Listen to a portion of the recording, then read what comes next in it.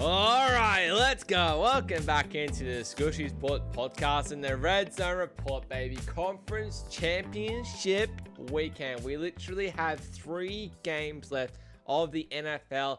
Football season is nearly done upon us.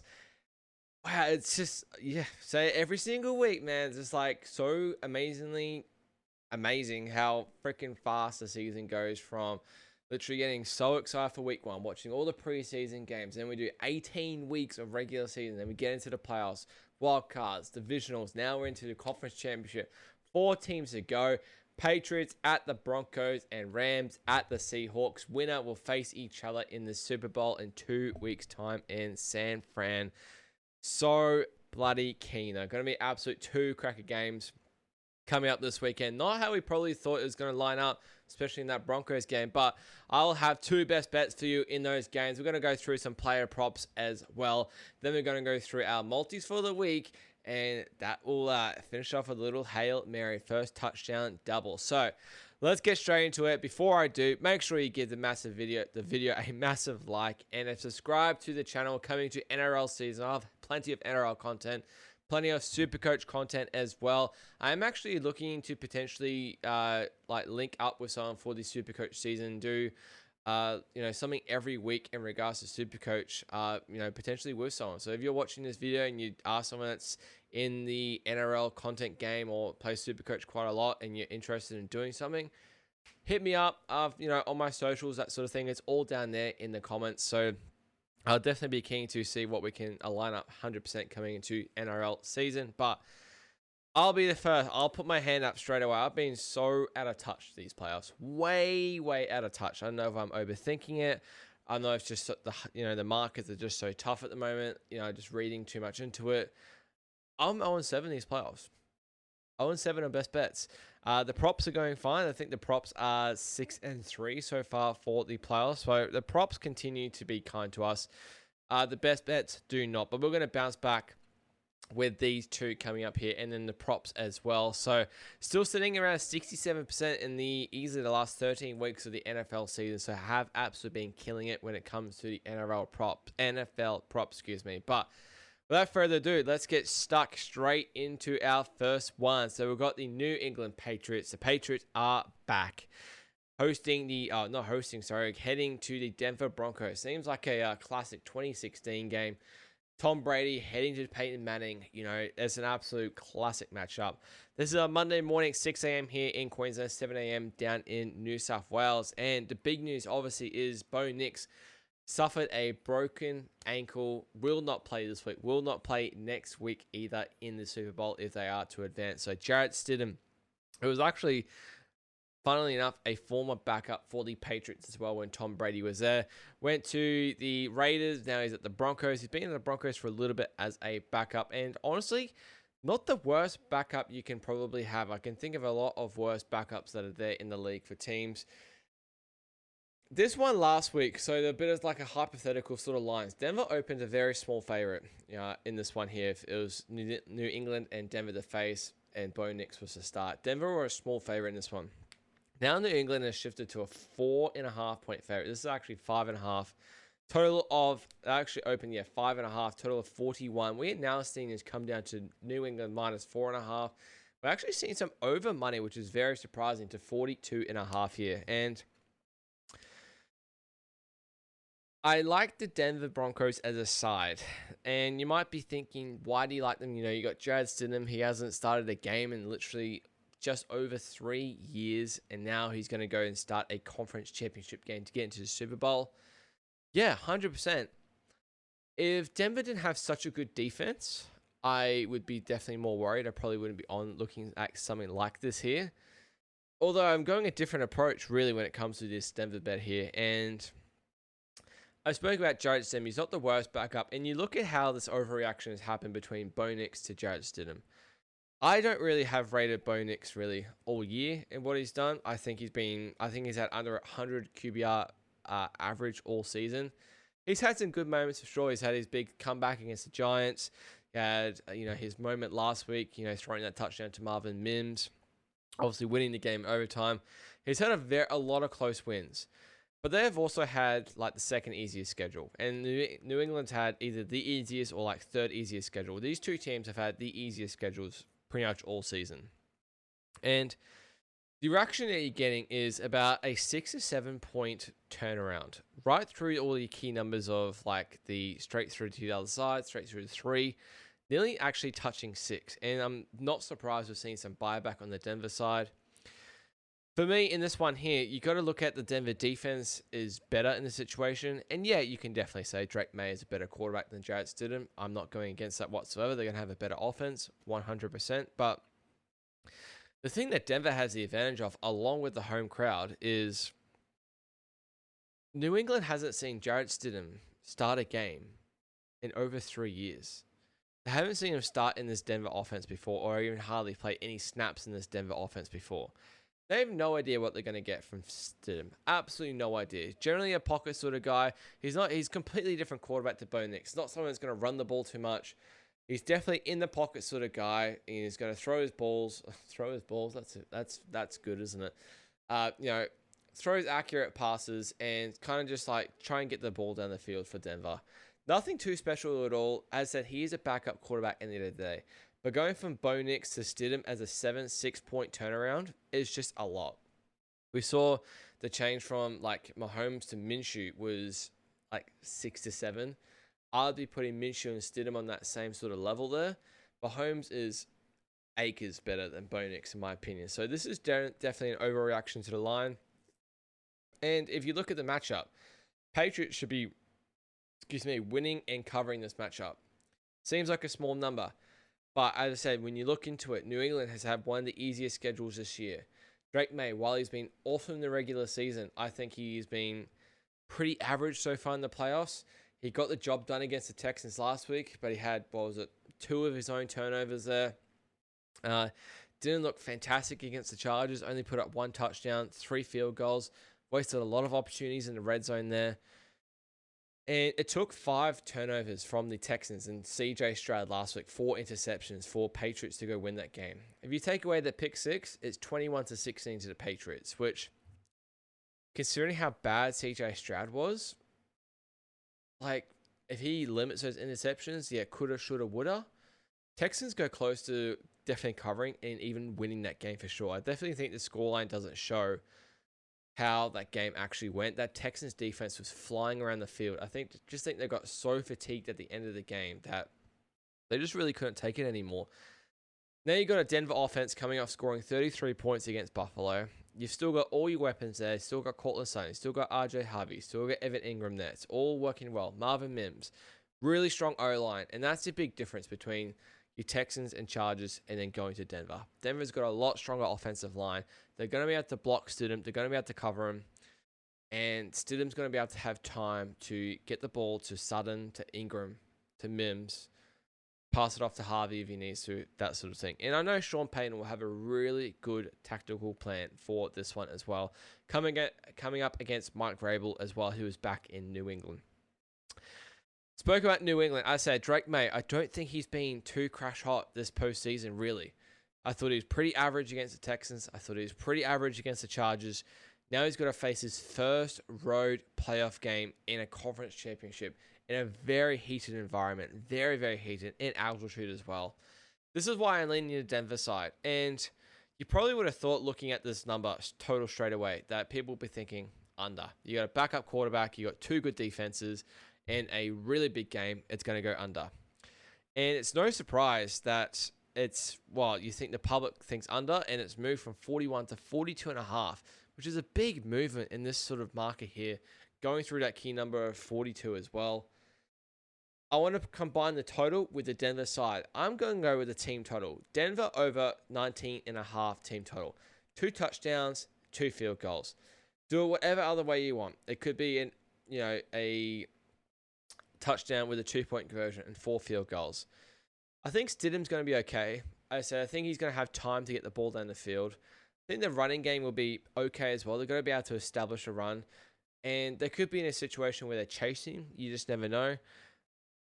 I don't want to back the over now. It's at 42.5. I'd rather have that 41.5, 42. think New England's going to be able to score. Really, I think they can see it being a bit of back and forth. Jarrett Stidham started 2 games back in 2023, 3 years ago. Played against San Fran in overtime, threw out over 340 yards, and then the other one he threw for over 200 yards in a loss against Kansas City. So he's no stranger to knowing how to throw the ball down the field. He threw for 4 touchdowns or 5 touchdowns in those 2 games there as well. So he's not awful whatsoever. He's very experienced. He's been in this situation as a backup before, not starting, but with Tom Brady and co, that sort of thing there as well. So I really do like Denver team total over 19.5 here. It could be 27-20. New England could end up covering. I do think we're actually going to see some points. It's a bit of a little bit of a contrarian over here, but give me the Broncos team total over 19.5. Do they go and win? Oh, Jarrett Stidham in the Super Bowl. I'm not quite sure. I can see it maybe being like a 23-20. I just don't want to take the risk of Denver having a blowout defense like they did last week and conceding 30. You just never know. And, there could be like a pick 6 to New England, that sort of thing. You just never really know. But I do think Denver's going to be able to get the ball down the field okay if they establish a running game. And I think they're going to be able to block okay for Stidham. So Denver team total over 19.5 for your first game in the AFC Conference Championship game. Let's head over to the next one. And one team, LA Rams, is coming off a brutal overtime game where Caleb Williams pretty much threw up the Hail Mary from the 40-yard line and it connected with Cole Kmet. Absolutely unbelievable what Caleb did last week. And then Rams went into overtime, got the win with a winning field goal from Harrison Mevis. Seattle, on the other hand, that was pretty much game over after that kickoff return touchdown. What did they end up winning? 41-6. Absolutely dominated. Sam Darnold didn't have to do anything despite his oblique injury. Sounds like he's healing up a little bit better in this one here, and I'd say he's going to be some sort of injections. He didn't have to do hardly anything last week. Jackson Smith and Jigba was hardly involved last week. It did not have to be. It was the Kenneth Walker show and the Seattle defense show as well. The Dark Side is what they called. Legion of Boom Part 2. So Seattle has opened a 2.5-point favor in this one with a total of 47 here. We haven't seen much difference in the line, but we have seen a tiny bit of under money in this one here. And that's where I think I like this one here, going under. So we saw this is obviously a division game as well. So these two teams are very used to each other. They've played each other twice this season. And the first matchup was 21-19 off the top of my head. And then the second one was probably the game of the year. I think Seattle ended up winning that one 38-37 or something absurd. And now you got different scenario. Now you got a conference championship game type of feel. You got a really strong Seattle defense, and I think you've got a pretty solid Rams defense as well. Now, if this game is competitive, you're going to have to get Darnold involved. How is Darnold going to go when it comes to a playoff game? Like true going for the Super Bowl moment here. As I said, he hardly had to do anything. It was complete shocker by me last week, thinking that the team total would go under. Literally nearly went over in the first half. It was a shocker by me. Absolute hand up there. But I like the under 47 here. Rams coming off that super cold game, heading east. Now got to head back west and then travel up to Seattle there. And I'm not saying that they'll be tired. They'll obviously be very up for this game. But I think the Rams offense may struggle to score points against the Seattle defense. And I think the Seattle offense may struggle to score points against this Rams defense. No Zach Charbonnet for Seattle. He won't be featuring this week or potentially in 2 weeks' time in the Super Bowl, which is unfortunate. So it's going to be all Kenneth Walker. Do they get JSN involved? Most likely. He had a very quiet game last week. Do the Rams get Puka Nacua involved? Last time they played in Seattle a few weeks ago, Puka Nacua went for 225 yards or something absurd like that. I just see it being a very tight game. We saw a similar total a few weeks ago when they did play in Seattle, and we saw Seattle, it was about a pick 'em this line as well. So interesting that this line is now minus 2.5, despite no Zach Charbonnet. I don't think Rams have lost anyone to injuries since that game. Obviously, you got Devontae, he'll be there. Puka Nacua will be there. Tyler Higbee will be there. Kyron Williams will be there. Blake Corum will be there. All the Rams co will be there. In terms of coaching, I think Seattle has a very slight edge. Although you're talking about a Super Bowl winning coach on Sean McVay on the other side. What Mike McDonald has done with the Seattle team, though, is unbelievable. I don't think you can discount that whatsoever. So I think it's pretty even. I'd say maybe a slight edge to Seattle in that way. I think offenses are pretty similar. I'd probably give the slight edge to Seattle on the defense front, though. But when it comes to quarterback, Stafford, the MVP, easily gets the cake there over Darnold. But I just think it's going to be a very defensive battle. We have seen a lot of these playoff games start quite slow in the first half and then really kick off in the second half. So if you were sort of looking that way, maybe you can look towards a first half under potentially, and the game starting slow and getting used to it. I just think this game goes under. I was on this under a few weeks ago for a good reason. I thought it'd be a nice tight battle, similar to the one in LA that they played 7-8 weeks ago there, where Rams actually did struggle to get the ball down the field. And it was actually Sam Darnold throwing 4 interceptions, I believe it was, and getting a junk TD at the end. That they had 4 field goals before that and got them to 19 there. So it's a very, very interesting matchup here. Rams and Seattle are both used to each other. They both should be used to how their offenses play. And defenses should be a very defense-first minded game. I can't see Sam Darnold really getting loose at all with the arm there. He wants to avoid some mistakes, so I can see him, dropping it off to Kenneth Walker a lot. I think they'll try and establish a run game a lot to try and keep this Rams offense off the field. What happens when you run the ball a lot? It keeps the other offense off the field as well, where it's quite threatening. I think the Rams will do something very similar as well. They don't want to give Seattle offense more time where the Kenneth Walker can run down the field, where you got JSN down there as well. And it's just, there's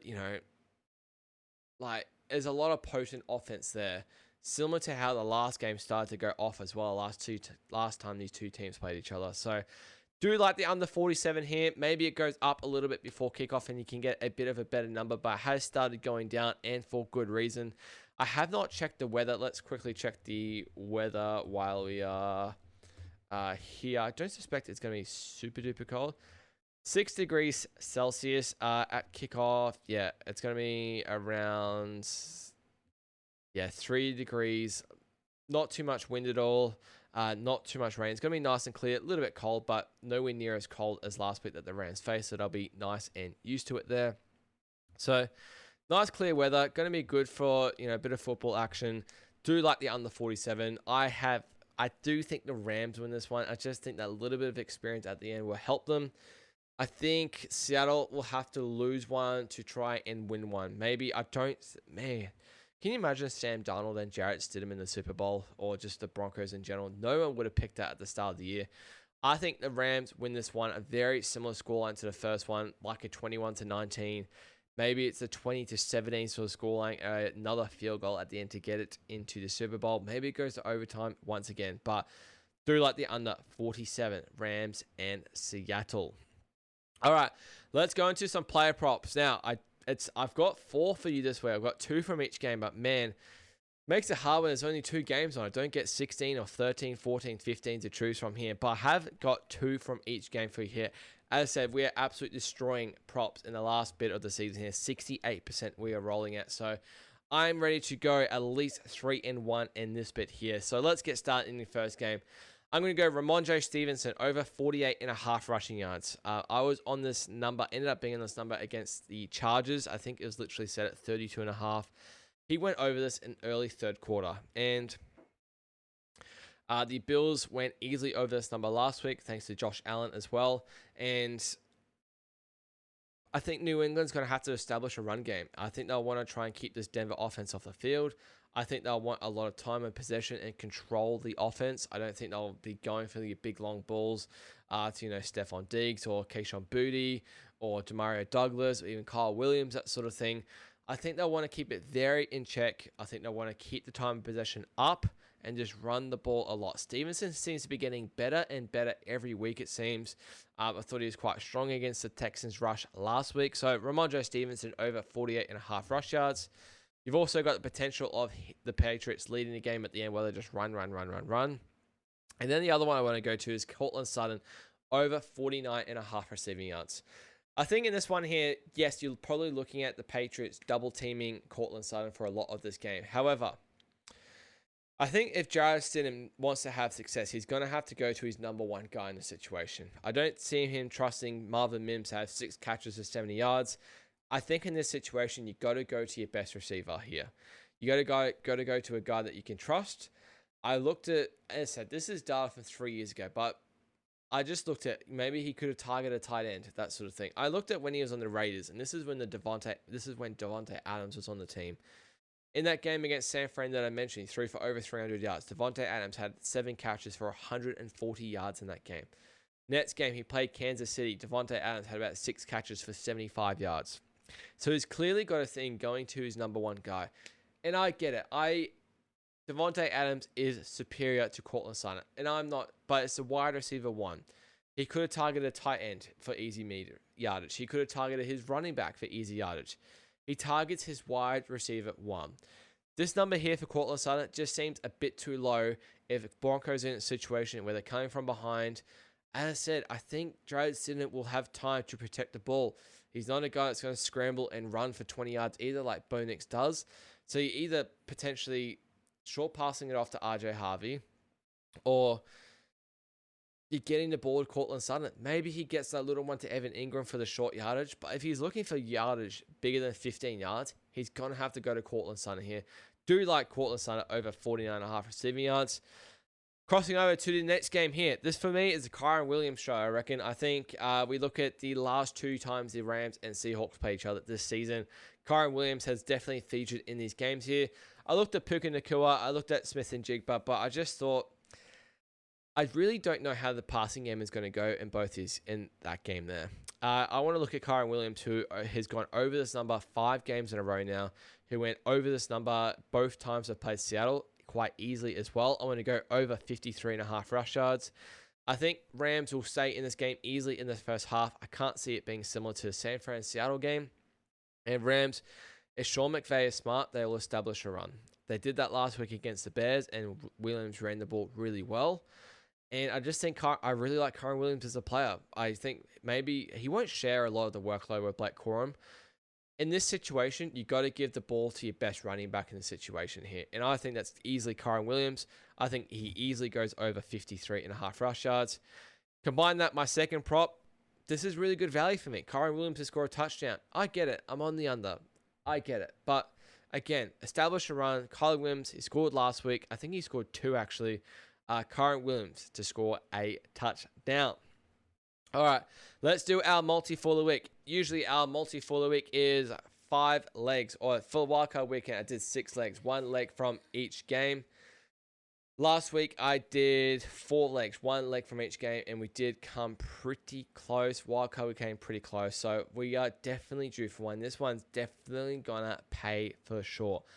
What I've gone is 2 same game parlays, or 2 same game multis, 3 legs in each. Combine them both together, pay some pretty good odds. So nothing's going to be new here. They're very similar to my props and best bets. But our first one, the same game multi, is Stevenson for 60 plus rush yards. We're going to go Courtland Sutton 60 plus receiving yards on the alt lines there. And then Broncos team total over 23.5, not 19.5, 23.5. The next game, we're going to go under 47.5. We're going to go Kyren Williams 60 plus rush yards, and we're going to go Kyren Williams for a touchdown. Altogether, these 2 games pays together $169. $10 will pay $1,690. I think there's a lot of value there. I think one game you're getting about $13 odds. $11 odds. The next one you're getting about $17 odds around there. And let's finish it off with our Hail Mary. So we're going to do a little bit of a cheeky double here. So first touchdown, Hail Mary here. 2 guys who will score the first touchdown in these conference championship games.